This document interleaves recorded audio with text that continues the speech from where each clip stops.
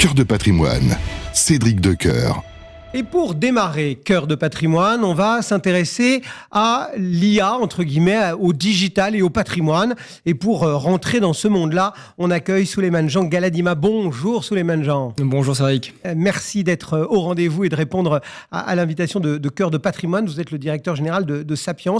On va commencer quand même par une petite fiche d'identité, une petite présentation. Tout le monde ne connaît peut-être pas encore Sapiens. Pas encore. Sapiens, en effet, a été lancé récemment puisque nous avons eu la chance de démarrer nos activités en octobre 2023. Nous devrions terminer l'année avec environ une centaine de millions d'euros d'encours et nous sommes un des premiers multi-family office en partie digitalisé puisque nous associons le digital à une équipe de conseillers seniors et nous avons 3 grandes spécificités. La première, c'est que nous couvrons l'ensemble des classes d'actifs. Nous sommes multi-assets du côté au non-côté. Nous avons une expérience d'investissement, comme j'ai dit, en grande partie digitalisée. Et enfin, nous avons un modèle économique particulièrement agressif de par notre dimension web et par le fait que nous avons 2 très beaux actionnaires que sont d'un côté Ivesta, qui est un gros multi-family office parisien, et également Mata Capital, qui est une société de gestion de portefeuille immobilière qui nous met à disposition de son agrément pour créer nos feeders. Alors, on va bien évidemment parler gestion de patrimoine, on va regarder le digital, l'IA, un peu tout ça, comment ça peut fonctionner ensemble. Mais pas facile de passer outre le résultat de ces législatives anticipées et toute cette manne, on va dire, de réflexion, de stratégie électorale.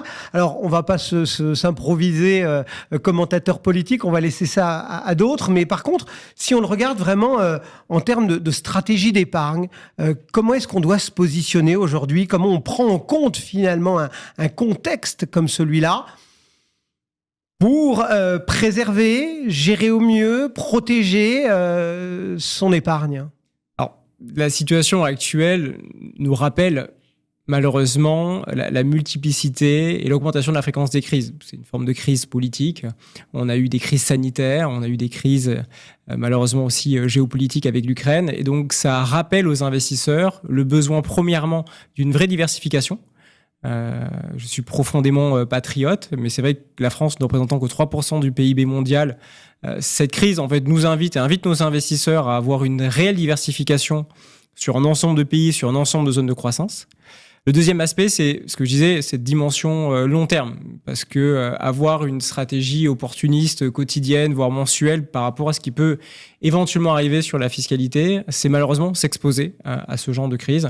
Et donc on aide nos investisseurs, on y reviendra, sur une méthodologie qui leur permet non seulement de sécuriser cette dimension court terme face aux aléas, aux imprévus, mais surtout d'aller chercher la performance sur le long terme et ainsi se protéger grâce au temps long face à cette instabilité, bien que sans être une analyse politique ni un économiste, je pense qu'on échappe à un éventuel Big Bang fiscal au vu effectivement de la constitution de la future Assemblée et c'est un fait effectivement pour rassurer quand même nos investisseurs. Quand vous dites diversifier, c'est-à-dire que c'est un mot qui revient on va dire quasi au quotidien dans une bonne gestion de patrimoine, ne pas mettre tous ses œufs dans le même panier comme dit le dicton populaire, mais dans ces périodes d'incertitude économique, c'est vrai, il faut regarder géographiquement, il faut regarder sectoriellement, il faut regarder en termes de classe d'actifs, de maturité, enfin c'est tout ça qu'il faut prendre en compte, c'est pas juste dire je prends 10 actions au lieu de 3.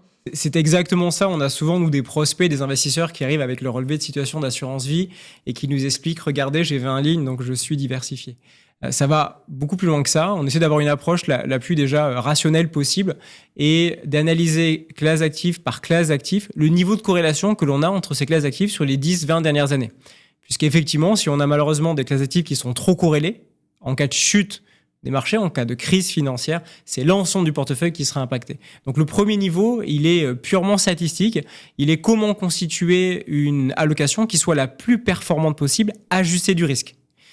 Et donc typiquement, je prends un exemple, on se rend compte que si on compare le MSCI World, donc l'indicateur, l'indice de capitalisation mondiale, aux infrastructures non cotées, on a un niveau de corrélation qui est inférieur à 1%, donc quasiment décorrélé. A contrario, si vous comparez le private equity au MSCI World, vous avez un niveau de corrélation qui est plus élevé. Donc c'est ce premier niveau essentiel de corrélation qui est important et on se rend compte d'ailleurs que les grands investisseurs internationaux, ce qu'on appelle les endowments, notamment les fonds de dotation américains, travaillent énormément sur ces allocations classe active par classe active. Une fois qu'on a travaillé ça, il y a la dimension effectivement géographique avec aujourd'hui des solutions d'investissement, que ce soit les trackers, les ETF dont Sapiens, par l'intermédiaire d'Ivesta, affirme la pertinence parce que en quelques clics et sur des montants relativement modestes, on peut s'exposer effectivement worldwide. On a cette capacité de pouvoir s'exposer non seulement aux pays occidentaux, mais également aux pays émergents et également domaine par domaine, puisqu'on peut avoir de la tech, de l'industrie et plein de sujets permettant cette diversification. Mais ça, on l'entend, on le comprend. Après, on sait que quand on investit, on a parfois ce questionnaire à remplir, etc., où on nous demande mais quel est votre profil, Ça veut dire qu'en fait, toute cette théorie, il faut en quelque sorte la modéliser, soit par typologie d'investisseur, soit par horizon d'investissement. Enfin, comment on fait pour... j'ai envie de dire, aider aussi son client, l'épargnant qui nous écoute peut-être, à se dire, je voudrais peut-être pas rentrer automatiquement dans la même case que mon voisin, mais quand même être un peu guidé. Est-ce qu'il y a un modèle qui m'aide à dire, tiens, moi, je suis plutôt comme ça? Alors, on a souvent tendance, en effet, dans notre industrie, à aller trop rapidement sur la partie produit et de ne pas passer suffisamment de temps sur la méthodologie et sur, dans un premier temps, quels sont les besoins, les attentes en fait de nos investisseurs. Et donc, on a développé au travers l'expertise d'Ivesta notre propre méthodologie qui consiste à aider les investisseurs à déterminer leur poche d'investissement. La première, et c'est presque la première poche à réaliser, c'est la poche de sécurité qui doit être 100% liquide et 100% garantie et qui permet à minima de nuancer l'impact de l'inflation. Ça peut être du compte à terme. On aide nos investisseurs à faire un benchmark des comptes à terme. Ça peut être du fonds euro, ça peut être des fonds monétaires. Une fois qu'on a déterminé cette poche de sécurité, parce qu'elle n'est pas de la même taille d'un chef d'entreprise versus un fonctionnaire. Bien sûr.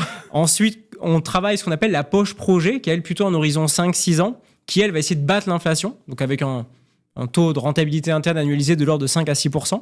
Et là, on va pouvoir travailler des sujets comme des fonds obligataires datés, comme les fonds euros qui sont actuellement boostés par les assureurs, ou encore des produits structurés si et seulement si nous sommes en période de volatilité. D'accord. Et une fois qu'on a réalisé effectivement ce travail de structuration et d'investissement de ces deux poches d'investissement, on peut enfin aller chercher du long terme avec des sujets non cotés comme en private equity ou également en action, et ainsi se protéger par rapport aux aléas parce qu'on a une position long terme, on s'est protégé sur ces projets, on s'est protégé sur ces aléas pour pouvoir investir sur le long terme. On a donc les grands traits de cette façon dont vous abordez chez Sapiens toutes ces questions-là. Vous avez beaucoup souligné au départ la présence du digital.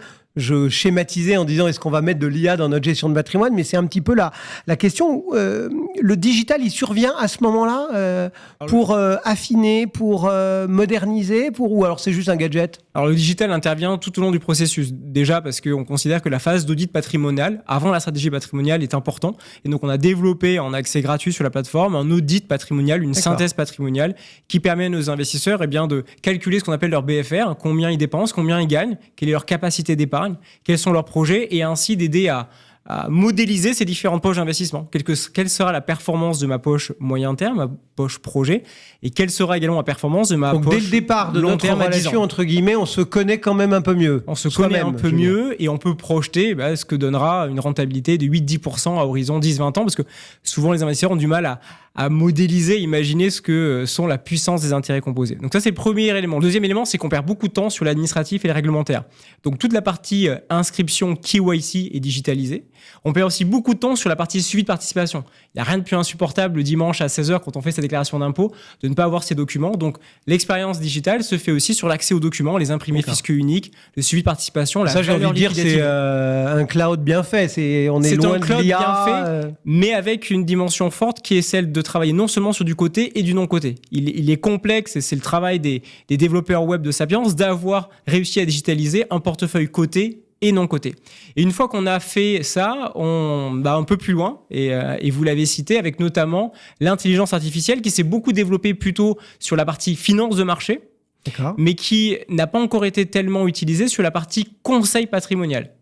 Et qu'on s'est rendu compte, en utilisant le dernier modèle en fait, de ChatGPT, donc ChatGPT 4-0, c'est le niveau de précision que l'on pouvait avoir sur le premier niveau de conseil en fiscalité, en juridique, en enveloppe d'investissement, en surpondérant notamment des bases juridiques et fiscales. Et donc nos investisseurs qui viennent sur la plateforme pour s'interroger sur la fiscalité de l'assurance vie, sur la fiscalité du PEA, sur qu'est-ce qu'un ETF, qu'est-ce que le private equity, qu'est-ce que la dette privée, arrivent à un niveau de question, plutôt un niveau de réponse relativement précis.